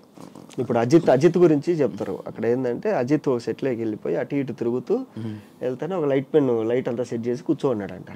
వెళ్ళి ఈయన పక్కన ప్లేస్ ఉంటే కూర్చొని బాబాయ్ ఒక బీడి ఉంది అన్నాడంట. ఉంది సార్ అంటే బీడి ఇస్తాను, ఆ బీడి తీసుకొని నేను తాగినాడంట. ఆ లైట్ మీద వచ్చి అజిత్ సార్ నా పక్కన కూర్చొని బీడి అడిగాను నన్ను అంటాడు. ఆయనకి ఏది బీడి తాగాలనిపించింది, ఈయన కావాలంటే ఎక్కడి నుంచో తెప్పించుకోవచ్చు. తిరుగుతున్నాడు, ఒక ఆయన బీడి తాగుతా కనపడినాడు, ఓకే బాబాయ్ బీడి ఉంది అన్నాడు, ఆ ఉంది అన్నాడు, ఇచ్చాడు. మామూలుగా ఇప్పుడు అజిత్ గురించి మనం ఏమనుకుంటే బైక్ వేసుకొని మామూలుగా తిరుగుతాడు అట్లా. సో నువ్వు నీలాగుంటే నీకు పేరు వచ్చినప్పుడు ఇదంతా ఉపయోగపడుతుంది. నీ డ్రెస్సింగ్ గురించి మాట్లాడావు కాబట్టి దానికి నా గురించి బాగా గుర్తొచ్చింది. ప్రతి ఒక్కటి ఐరన్ నీట్గా పద్ధతిగా బిగ్ బాస్లో నేను చూశాను. ప్రతి ఒక్కటి ఐరన్ ఇటుకి ఇలా పెడతావు, ఇలా చేస్తావు, మళ్ళీ అలా తీసి అలా పెడతావు. ఏంటి అంత ఇది? చిన్నప్పుడు బట్టలు లేవు కాబట్టి, అంటే చిన్నప్పుడు ఏంటంటే చాలా తక్కువ కనిపించేవాళ్ళు ఇంట్లో. సో అవే వాడుకోవాలి. అవి కూడా ఏంటంటే ఇప్పుడు నీ దగ్గర ఏదైనా కొత్త డ్రెస్ ఉందంటే ఒక 6 నెలలు 8 నెలలు మీ రిలేటివ్స్లో ఎవరింట్లో ఫంక్షన్ అయినా అదే కొత్తది ఇంకా. సో అది ఓన్లీ ఫంక్షన్లకే వాడుకోవాలన్నమాట. సో అట్లా ఏంటంటే చిన్నప్పుడు బట్టలు అనేది పెద్దగా ఉండేవి కాదు. ఇప్పుడు ఏంటంటే పెద్ద ఏంటంటే చిన్నప్పుడు ఇంకోటి ఏంటంటే స్కూల్లో నేను SPL school people leader. So చాలా నీట్గా ఉండాలి, హెయిర్ కట్ మెయింటైన్ చేయాలి. మా PT సార్ ఇలా పట్టుకుంటాడు, జుట్టు అందిందంటే కనుక హెయిర్ కట్ చేసుకొని రావాలి.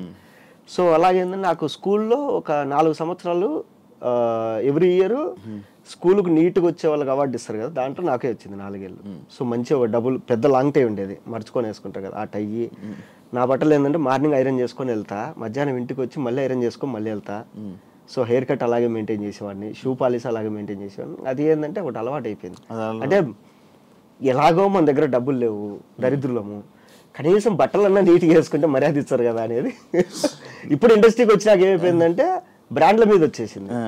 ఇప్పుడు ఏదైనా ఒక బ్రాండ్ పడింది, ఓకే ఆ బ్రాండ్ తీసేసుకుని, ఇప్పుడు ఈ వాచ్ ఉంది, ఇది డైరెక్టర్ అట్లీ చేతిలో చూసినా నేను, ఓహో అట్లీ వేసుకున్నాడంటే ఇదేదో పెద్ద తోపు, తెచ్చేసుకుందాం. ఈ టీషర్ట్ వచ్చి జూనియర్ ఎన్టీఆర్ ఒక చోట వేసుకున్నాడు బాంబేలో, బ్లాక్ కలర్ది, ఇదేదో బాగుంది బ్రాండ్, ఏం బ్రాండ్ అబ్బా అని చెప్పి స్క్రీన్ షాట్ తీసుకొని ఇది ఎక్కడ దొరుకుతుంది ఎత్తుకొని తెచ్చుకోవడము. సో మొత్తం ఇంకా అవి హ్యాండిల్ చేస్తాం. అదే అయింది. అంటే అదే సైకలాజికల్గా అంటారు కదా, సైకలాజికల్గా ఏంటంటే నీ దరిద్రం నీ దగ్గర ఉండాలి కానీ బయటోడికి కనపడకూడదు. సో అవన్నీ కవర్ చేసుకోవాలంటే మంచి బట్టలు వేసుకోవాలి. నేను ఒకప్పుడు కూడా సేమ్ తెలుసా, నా దగ్గర ఒక షర్ట్ ఉండేది, ఒక షర్టు, ఆ షర్ట్నే మనకి స్కూల్ సాటర్డే ఎప్పుడు సివిల్ డ్రెస్ వేస్తారు, ఎవ్రీ వీక్ అది వేసుకునేవాడిని. ఎవ్రీ సాటర్డే అదే షర్టు. నన్ను స్కూల్లో అడిగారు ఎందుకు ప్రతిసారి ఇదే షర్ట్ వేసుకుని వస్తున్నాను, నా ఫేవరెట్ షర్ట్ అని చెప్పేవాడిని. తెలుసా, ఉంటుంది చాలా మంది, నా ఫేవరెట్ షర్ట్ అది, అందుకే నేను ఎవ్రీ వీక్ అదే వేసుకుంటాను, ఎందుకో నాకు మంచిగా అనిపిస్తుంది షర్ట్ వేస్తా అని చెప్పుకున్నాను. నాకు ఇప్పటికీ ఇంట్లో మొత్తం నా క్లాజెట్ అంతా బట్టలతో నిండిపోయింది. ఇప్పుడు నేను బట్టలు కొనుక్కోవట్లేదు కొద్ది రోజుల నుంచి, ఎందుకంటే బట్టలు పెట్టుకోవడానికి స్థలం లేదు ఇంట్లో, అన్ని బట్టలు కొనేసిన. అన్ని ఉన్నా కానీ దరిద్రం ఏంట్రా అంటే ఒక 2 షర్ట్లు ఉంటాయి ఫేవరెట్, యాడికి పో అదే. మా వైఫ్ అయితే అరే నువ్వు ఆ షర్టు పడేస్తావా, మనకు ఉంటుంది అది, అవును నిజమే, ఎన్నో ఉంటాయి బట్టలు, కబోర్డ్ అంతా ఉంటది, కానీ మనం అదే. నాకు రెడ్ కలర్ టీ షర్ట్ ఒకటి ఉంటుంది ఫుల్ స్లీవ్స్ ది, అదైతే ఇంకా ఎప్పుడు చూడ అదే వేసుకుంటాయి ఎక్కడికైనా బయటికి వెళ్ళాలంటే అట్లా. అండ్ ఇంకోటి ఫస్ట్ లో నువ్వు ఫోన్ చేస్తే నేను ఎత్తలేదన్నావు కదా. అవును, నా ఫోన్ ఎందుకు ఎత్తేవాడు కాదు. ఒకప్పుడు యాంకర్ శివాతో ఇంటర్వ్యూ అంటే వాడి జీవితం సంక్రాంతి పోయేది. అంటే నువ్వు పట్టుకోవడం అలాంటి వాళ్ళని పట్టుకునేవాడు. సో అలాంటి టైంలో నేను అంటే నీ ఇంటర్వ్యూ వచ్చిందంటే వెయిట్ చేసేవాళ్ళం. ఇప్పుడు నార్త్ ఇండియాలో కొంతమంది ఉంటారు అనమాట, అర్ణబ్ గోస్వామి, తర్వాత ఆస్కాతాలు అదే ఉంటాయి. వాళ్ళు ఇంటర్వ్యూ పిలిచారంటే వాడి కెరీర్ బిస్కెట్, వాడిని వేసి పడేస్తారు ఈరోజు అని. అలాగా నువ్వు ఒకసారి ఫోన్ చేసింటే ఎత్తిన యాంకర్ అంటే చెప్పు బ్రదర్ ఇట్లా ఇంటర్వ్యూ కావాలని. కానీ సరే నేను తర్వాత చెప్తా అన్న. తర్వాత నేను 2 రోజులు నిద్రపోలే. యాంకర్ శివ నాకు ఫోన్ చేసి ఇంటర్వ్యూ కావాలన్నాడంటే నా గురించి ఏం ఇన్ఫర్మేషన్ ఉంది వాడి దగ్గర, ఏ రికార్డులు పెట్టుకున్నాడు, మనం ఏ తప్పు చేయలేదే, అయినా వీడి ఫోన్ చేసి అడుగుతాడంటే ఏదో ఉంది వీడి దగ్గర నాది, అది ఏమై ఉంటది అమ్మా, ఎందుకు ఊరికి అనవసరంగా కెరీర్ పోగొట్టుకోవడం. తర్వాత బిగ్ బాస్ లో నువ్వు కలిసిన తర్వాత ఓకే, తర్వాత మనం చేద్దాం అనుకుంటా కూడా చాలా రోజులు అయింది, సంవత్సరం దాటిపోయింది. సంవత్సరం 2 ఏళ్ళు అయింది. ఇప్పుడు 2 ఏళ్ళ నుంచి మనం అనుకుంటున్నాం కానీ సగం ఇంటర్వ్యూలు నాకు అలాగే పోయినాయి. పిలిచాడంటే ఏదో ఉంది, ఎందుకు లేదు అని చెప్పి రారు. అది కాదురా బాబు. ఇప్పుడు కూడా నేను వస్తా అంటే మా వైఫ్ శివ ఏమన్నా కాంట్రవర్సీ అడుగుతాడేమో, జాగ్రత్తగా ఆన్సర్ చెప్పండి. ఏముంది కాంట్రవర్సీ అడగడానికి, ఏమీ లేదు, వాడు నేను అన్ని మాట్లాడేసుకున్నాము, ఏమీ లేదు మా ఇద్దరికి. అది 3 నెలలు మాట్లాడాం. అయితే నాకు ఇంకొక డౌట్ ఉంది. తెలంగాణ స్లాంగ్, తెలంగాణకు సంబంధించిన సినిమాల్లో తెలంగాణ వాళ్ళు ఉంటారు మ్యాక్స్ ఆర్టిస్టులు కానీ మొత్తం టీం. ఇక్కడ జరిగే లోకల్ సినిమాలు ఆంధ్రలో ఉత్తరాంధ్ర వాళ్ళు, గోదావరి జిల్లా గోదావరి. కానీ రాయలసీమ అటు సైడ్ది ఆ ఆర్టిస్టులు ఉంటారు ఎందుకు తెలియదు నాకు ఇప్పటికి. అదేంటంటే నాకు ఇప్పుడు తమిళ్లో కొన్ని రీజనల్ సినిమాలు జరుగుతాయి. ఓకే, ఇప్పుడు తెలుగులో మనకు రీజనల్ సినిమాలు అంటే ఓన్లీ తెలంగాణ బ్యాక్గ్రాఫ్లో వచ్చిన చిన్న సినిమాలనే బాగా ఎంకరేజ్ చేస్తారు. కానీ మిగతా వాటి చేయట్లా. ఇప్పుడు రాయలసీమలో కూడా సినిమాలు జరుగుతాయి, ఇండిపెండెంట్ సినిమాలు చాలా జరుగుతాయి రాయలసీమ. ఇప్పుడు నాది కూడా ఒక రాయలసీమ ఇండిపెండెంట్ సినిమానే, ఎవరు దేకట్లేదు దాన్ని. ఇప్పుడు పుష్ప ఉంది రాయలసీమ, రాయలసీమ ఆర్టిస్ట్ కనపడరు నీకు. తర్వాత దేవరా ఉంది, దేవరాలో నీకు కొంతమంది రాయలసీమ మాట్లాడతారు, కొంతమంది వేరేది మాట్లాడతారు, అందులో కూడా ఎక్కువ కనపడరు. తర్వాత అరవింద సమేత రాయలసీమ సినిమా, కానీ రాయలసీమ ఆర్టిస్ట్ కనపడరు. తర్వాత నీకు యాత్ర కూడా అంతే. ఇలా చాలా ఉన్నాయి. ఇప్పుడు అంతెందుకు ఇప్పుడు జరుగుతాయి. ఇప్పుడు జరిగేది ఏది సంబరాలు ఏటికట్టు రాయలసీమ బ్యాక్గ్రాఫ్, కానీ రాయలసీమ ఆర్టిస్టులు నేను పోయి నోరు తెరిచి అడిగినా సరే ఏమైనా క్యారెక్టర్ అంటే ఇవ్వండి అంటే లేవు. తర్వాత రాహుల్ సంకీర్తన్ అన్న, విజయ్ దేవరకొండ గారు మళ్ళీ రాయలసీమ సినిమా, అందుకు కూడా ఫోన్ చేసి అడిగిన అన్న ఏమన్నా మన బయోగ్రఫీ అంటే మన బయోగ్రఫీ అన్న ఏదైనా క్యారెక్టర్ ఉంటే చెప్పండి అన్న. సరే చెప్తా అన్నారు, కానీ తర్వాత పిలవలే. అది ఎందుకో తెలియదు. అంటే అది ఇంతవరకు ఎవడు క్వశ్చన్ చేయలేదా? ఇప్పుడు ఏమైపోయిందంటే ఇండస్ట్రీలో ఒక ముద్ర పడిపోయింది, వీడు రాయలసీమ బాగా మాట్లాడతాడు, ఓకే. మిగతా సినిమాలు అన్నప్పుడు మీకు దగ్గర క్యారెక్టర్ లేవండి, ఓకే. లేదా ఫోన్ చేసినప్పుడు ఇది తెలంగాణ బయోగ్రఫీలో జరుగుతుందండి, నేను తెలంగాణ మాట్లాడితే నేను చదువుకుంది ఇక్కడే అన్నా, మేదిపట్నంలో నేను 3 ఏళ్ళు ఉన్నా, నాకు తెలంగాణ వచ్చు, అన్నీ వచ్చు అన్నా కానీ లేదండి మీరు రాయలసీమ అయితే బాగుండేది, వద్దు. సరే ఓకే. అదే డైరెక్టర్ తర్వాత రాయలసీమ తీసేటప్పుడు నేను వెళ్ళి సార్ మీరు రాయలసీమ సినిమా తీసారు లాస్ట్ టైం ఇలా అన్నారు కదా అంటే, అది క్యారెక్టర్లు చూసి చెప్తామండి. అరే నీ అమ్మ నువ్వు రాయలసీమ సినిమా తీస్తుండవు, రాయలసీమ పేరుతో ఆర్టిస్టులు ఉన్నారు కొంతమంది, అంటే వచ్చిన వాళ్ళు బాగా చేసేవాళ్ళు. ఇప్పుడు ఎవరో బయట ఆర్టిస్ట్ని తెచ్చి వాడికి నువ్వు ఒక డైలాగులు నేర్పించేవాడిని ఒకరిని పెట్టి నువ్వు నేర్పించి ఇంత కష్టపడుతున్నావు, అదేదో వీళ్ళకిస్తే ఏమైంది? పోనీ రాయలసీమ పేరు పెట్టుకొని సినిమాలు ఎన్నో వచ్చినాయి, సినిమాలు వస్తున్నాయి కూడా. నెక్స్ట్ కూడా 4-5 సినిమాలు ఉన్నాయి రాయలసీమ బ్యాక్గ్రాఫ్లో వచ్చే సినిమాలు, కానీ దీనిలో రాయలసీమ ఆర్టిస్టులను పెట్టుకోరు. ఇది అంటే ఎవరు అడగరు, మా వాళ్ళు ఎవరు అడగరు ఎందుకు ఇలా జరుగుతుంది అనేది, ఎవరు అడగరు, ఏం చేద్దాం అంతే. అది ఇంకా అది ఎందుకో తెలియదు. అందుకే నువ్వు ఫస్ట్ వెళ్ళి కార్డు తీసుకో. ఏది? సినిమా కార్డు తీసుకుంటే ఏమొస్తుంది? కార్డు తీసుకుంటే వస్తాయా? ఆర్టిస్ట్లా వస్తాయి అంట, రావు. అది ఎవరు చెప్పాను నీకు? అంటుంటారు. మరి సరే నువ్వు ఎంతో మందిని ఇంటర్వ్యూలు చేసినావు, వాళ్ళందరికీ కార్డులు ఉన్నాయి, మరి వాళ్ళు ఎందుకు కొంతమంది ఫేడ్ అవుట్ అయి ఉన్నారు? చెప్పు. టైం అయిపోయాయి. జూనియర్ ఆర్టిస్ట్ నీకు వచ్చిన ఇన్ఫర్మేషన్ ఏంటంటే, జూనియర్ ఆర్టిస్ట్ కార్డు ఉంటే నీ దగ్గర, నిన్ను జూనియర్ ఆర్టిస్టులకి కార్డు ఉన్న వాళ్ళని తీసుకోవాలా. మాలాంటి ఆర్టిస్టులకి, క్యారెక్టర్ ఆర్టిస్టులకి ఇలా కార్డు ఉండాల్సిన పని లేదు. కార్డు ఉంటే ఖచ్చితంగా ఛాన్సులు వస్తాయనే కూడా లేదాడా. అది సో ఇది నాకు ఆల్రెడీ ఇన్ని సినిమాలు వచ్చినాయి, ఇప్పుడు వచ్చేటి కూడా ఇన్ని సినిమాలు ఉన్నాయి. రాయలసీమ బ్యాక్గ్రాఫ్ అనగా నేను పరిగెత్తుకుంటూ ఆఫీస్కి వెళ్ళిపోయి ఏమో చిన్న హోప్, అరే ఇదన్నా వస్తుందేమో, ఏదో క్యారెక్టర్ వస్తుందేమో. ఇప్పుడు ఒక సినిమాలో 30 క్యారెక్టర్లు ఉంటాయి, 20 క్యారెక్టర్లు ఉంటాయి, ఏదో ఒకటి ఇస్తారు కదా అంటే ఎవడో బయట ఇంకా కొన్ని సినిమాలకైతే దరిద్రం నన్ను పిలిచి డైలాగ్స్ నువ్వు రాయలసీమలో రాయగలవా అంటారు. రాస్తాను సార్, నాకు తెలిసిన 2 రైటర్లు కూడా ఉన్నారు, వాళ్ళని కూడా పెట్టుకొని నేను రాపిచ్చి పెడతాను అంటారు. సరే ఓకే అని చెప్పి అంతా మాట్లాడతాము. నాకు ఏమన్నా క్యారెక్టర్ ఉందంటే అది చూద్దాం అంటారు. రైటింగ్ వరకు ఓకే, మనం క్యారెక్టర్ ఇవ్వడానికి మాత్రం నాట్ ఓకే. నాకు కొన్ని చూస్తే దీని అమ్మ దారుణం అనిపిస్తుంది. ఇప్పుడు మా స్లాంగ్ ఏంటంటే కనుక వచ్చా అన్నారు, చ అంటే చప్పగా ఉంటుంది, చప్ప అంటాం కదా, ఆ చ వచ్చా అంటారు, వీళ్ళు వష అంటారు. మొత్తం దాన్ని ఎట్లా అంటే ఇంకా కూనీ చేసి పడేస్తారు. కొన్ని సినిమాలు అయితే వచ్చింటాయి, ఆ సినిమాలో పనిచేసిన వాడు ఫోన్ చేశారు, ఈ సినిమా ఏ ఊరు స్లాంగ్ రా అన్న, వీరపనాయనపల్లి అన్న, మీ ఊరు పక్కనే. ఒరే నీ అమ్మ, మా ఊరు స్లాంగ్ నాకే అర్థం కాలే థియేటర్లో, ఇది మా స్లాంగ్ అని. పేరు Rayalaseema slang. Rayalaseema slang cinema తీసేసినారు, అయిపోయింది, ఆ సినిమా రిలీజ్ అయింది, హిట్ అయింది, అన్నీ అయిపోతాయి. అది ఏ ఊరు స్లాంగ్ అని చేసి వాళ్ళు చెప్తే కానీ నాకు తెలియదు. అట్లుంటది. పుష్పలో తప్పులు ఉన్నాయి అలాగా? పుష్పలో మాక్సిమం బాగా చేశారు. ఇప్పుడు దాకా వచ్చిన రాయలసీమ సినిమాలు అన్నిట్లో పుష్పలోనే చాలా బాగుంది. అంతో ఎంతో చాలా బాగుంది. పర్టికులర్ ప్రతి ఒక్కటి బాగా చూశారు. ఎందుకంటే అంటే వాళ్ళ ఆర్టిస్టులను తీసుకోరు కానీ వీళ్ళని తీసుకుంటారు కదా, కొన్ని స్లాంగ్ నేర్పించే వాళ్ళని, డైలాగ్ రాసే వాళ్ళని. వీళ్ళు పాపం పక్క నుండి నేర్పిస్తూ ఉంటారు. వీళ్ళు ఎక్కడన్నా కనపడితే జిమ్ములో కానీ, తర్వాత వీళ్ళు ఎక్కడన్నా రోడ్డు మీద కనపడినా ఏంటన్నా ఇలా జరుగుతాను సినిమా, చచ్చిపోతాండన్న డబ్బింగ్ చెప్పించలేక అబ్బా స్వామి అంటారు వాళ్ళైతే. రాదు అవతలో. ఇప్పుడు మెయిన్ క్యారెక్టర్ వదిలే అబ్బా, మెయిన్ క్యారెక్టర్లు అంటే ప్యాడింగ్ ఉన్న వాళ్ళని పెట్టుకుంటాం. చిన్న చిన్న క్యారెక్టర్లకు ఏమైంది ఆర్టిస్టులు పెట్టుకోనికి? డబ్బింగ్లో కూడా మళ్ళీ ఇబ్బంది ఉంటుంది కదా. డబ్బింగ్లో చుక్కలు డబ్బింగ్లో అమ్మా. కొన్ని సినిమాలకి అయితే నన్ను రమ్మంటారు, నేను రాలేనన్నా, నేను తిట్టుబడేస్తాను, నేను ఇదో మా వాళ్ళు వేరే వాళ్ళు ఉన్నారు పిల్లలు అని చెప్పి నేను వేరే వాళ్ళని పంపిస్తాను డబ్బింగ్ చూపించుకోవడానికి. వీళ్ళు వెళ్ళి ఆడ కూర్చొని సాయంత్రం అయితే వీళ్ళు ఫోన్ చేసి, అబ్బా అన్న ఏందన్నా వీళ్ళు ఒక పదం చెప్పడానికి నాకు గంట పట్టింది అన్న వీళ్ళకు. అంటే ప్రొడ్యూసర్ డబ్బులు పోగొట్టాలి. ఇప్పుడు సినిమా రూల్ ఏంటంటే మెయిన్ కాస్టింగ్ ప్రాపర్గా చేస్తే సినిమా సగం బాగా వస్తుంది.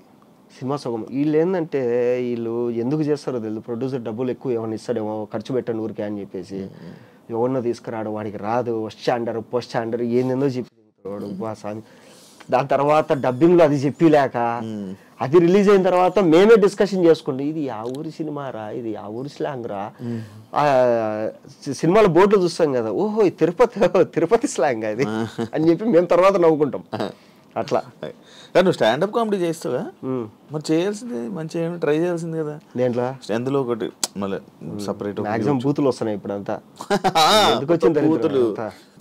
డన్. Thank you Mahesh. ఫైనల్గా ఇంటర్వ్యూ చేసాం, మాట్లాడుకున్నాం. ఇంకా ఏమైనా మిస్ అయ్యామో అని అనుకుంటున్నాను. లేదనుకున్నా, మొత్తం కవర్ చేసాను అనుకుంటున్నా. ఏమైనా అయితే మళ్ళీ ఒకసారి మళ్ళీ ప్లాన్ చేద్దాం. ఇంకా ఏమన్నా అడగాలనుకుంటే కింద కామెంట్లు పెట్టి మళ్ళీ ఇంకొక ఇంటర్వ్యూ ప్లాన్ చేస్తాం part. Yeah, thank you so much interview ఇచ్చినందుకు. మంచి సిరీస్లతో, మంచి సినిమాలతో. అవును, నీ సిరీస్ చేసావు కదా, అది ఏమైంది? అది 50 ఎపిసోడ్లు అన్నారు. 50 ఎపిసోడ్లు అన్నారు. చిన్న ప్రొడక్షన్ ఇష్యూస్ వచ్చి 9 ఎపిసోడ్లకు ఆపేసినారు. మళ్ళీ కంటిన్యూ చేస్తాను. నువ్వు ఏం చేస్తే అయిపోతుంది అలాగా. నేను చేసినట్టు ఏం అయిపోయారా? అదే మంచి కష్టపడుతుంటే 14 మంది ఆర్టిస్టులు ఉన్నారు దాంట్లో. నేను హీరో కాదు, బొచ్చు కదా, నేను మంచి చేసుకుందాం అనుకున్న లోపల అది అయిపోయింది. అంటే మొన్న ఒక స్వామీజీకి చూపిస్తే నా జాతకం అంతా రాసి, నీకు ఏలినాటి సీని నడుస్తుందిరా అంటే, నాకు డబ్బులు ఇవ్వాల్సిన నా ఫోన్లు ఎత్తట్లే, నేను డబ్బులు ఇద్దామన్నా కూడా ఫోన్లు ఎత్తట్లే కొందరు. నేను డబ్బులు ఇద్దామంటే నేను ఎవరికైనా ఇవ్వాల్సింది ఉంటుంది కదా, వాళ్ళు చేసిన ఫోన్లు ఎత్తట్లే. నాకు డబ్బులు ఇవ్వాల్సిన వాళ్ళు నా ఫోన్లు ఎత్తట్లే. సినిమాలు లాస్ట్ వరకు వస్తాయి, రేపు షూటింగ్ అంటే ఈ రోజు వరకు ఏంది రేపు షూటింగ్ అన్నారు. ఒకప్పుడు ఏంటంటే డేట్లు పంపిగానే అడ్వాన్స్ పంపించేటోళ్ళు, ఇప్పుడు డేట్లు పంపిస్తారు, ఒకటి అడ్వాన్స్ పంపించట్లే. ముందు రోజు కూడా నాకు డౌట్ అనమాట, అరే రేపు ఈరోజు త్వరగా పడుకోవాలా, ఏంది ఇంకా ఫోన్ చేయలేదు, అసలు ఉందా లేదా అనేసి. అది తెలియదు నాకు దరిద్రం ఏది ఎప్పుడు పోతుంది. నాకా ఈ ఆగస్టుకు పోద్ది అన్నాడు. ఈ ఆగస్టుకు పోద్ది, మార్చి తర్వాత కొంచెం మారుతుంది, ఆగస్ట్ నుంచి పూర్తిగా పోద్ది అన్నాడు. సరే ఓకేలే మంచిగా మారి. అంటే మొన్న బ్రహ్మానందం గారు అన్నట్టు, ఎవడు వాడి లైఫ్ వాడి చేతులారా పోగొట్టుకోరు. ఇప్పుడు నువ్వు బిజినెస్ పెడతావు ఏదన్నా, అది పోయింది, ఎందుకు పోయిందిరా అంటే దానికి 1,00,000 రీజన్లు ఉంటాయి. బిజినెస్ క్లిక్ అయింది, ఎందుకు క్లిక్ అయిందిరా అంటే 1,00,000 రీజన్లు ఉంటాయి. ఇప్పుడు రాయలసీమ నుంచి వచ్చి దోశలు పెట్టుకుంటారు చాలామంది. కొన్ని చోట్ల అయితే నిలబడడానికి కూడా స్థలం ఉండట్లే, అంత జరుగుతున్నాయి. కొన్ని చోట్ల అసలు జరగట్లేదు, ఎందుకంటే అందరూ పోసేది ఒకటో దోశలే. ఎవరి కెరీర్ ఎట్లా పోతుంది అనేది వాడి చేతుల్లో లేదు. ఇప్పుడు నన్ను చాలామంది ఇవి ఉన్నారు కదా సుప్రీత ఎవరు అన్నపూర్ణ హెడ్ ఆవిడ వచ్చేసి మిస్ పర్ఫెక్ట్ వెబ్ సిరీస్ అది ట్రైలర్ లాంచ్ అప్పుడు స్టేజ్ మీద ఏమంటే ఆవిడ హాయ్ అనింది, హాయ్ మేడం అన్న, వచ్చి మీరు చాలా మంచి ఆర్టిస్ట్ అండి, ఎందుకంటే మీకు రావట్లే అంటే ఇదే అన్న, ఏమో తెలిస్తే నేను రెక్టిఫై చేసుకుంటా కదా, నాకేది లేదు మేడం అని. సరే ఓకే అని చెప్పి వాళ్ళ మేనేజర్ని పిలిచి మన నెక్స్ట్ సినిమాలో ఈయనకు మంచి క్యారెక్టర్ ఇవ్వండి అది. మేనేజర్ని అడిగితే లేదండి కాస్టింగ్ అంతా అయిపోయింది, షూటింగ్ కూడా జరుగుతుంది అన్నాడు. కట్ చేసి ఇంకా షూటింగ్ స్టార్ట్ అవ్వాలి అప్పటికి. అంటే ఓన్లీ పైన మాటలా లేకపోతే మధ్యలో? ఈవిడ ఇద్దామనే ఉంది, ఆవిడ కింద వాళ్ళు. ఇప్పుడు మనం పోయి ఆవిడకి ఏం కంప్లైంట్ ఇవ్వాలి, మేడం మీరు చెప్పారు కానీ ఆయన పిలవట్లేదు, అట్లా చెప్పలేము అంతే. అది కొన్నిసార్లు జరుగుతుంది. ఇప్పుడు నీకెందుకు ఇంత ఫేమ్ వచ్చిందంటే నాకు తెలియదు వచ్చింది, నువ్వు ఎందుకు ఖాళీగా ఉన్నావు అంటే నాకు తెలియదు, మళ్ళీ ఎప్పుడు బిజీ అవుతావు అంటే నాకు తెలియదు. ఆయన చెప్పినట్టు ఆగస్ట్ నుంచి ఏమైనా బిజీ అయితే అయిపోవచ్చు.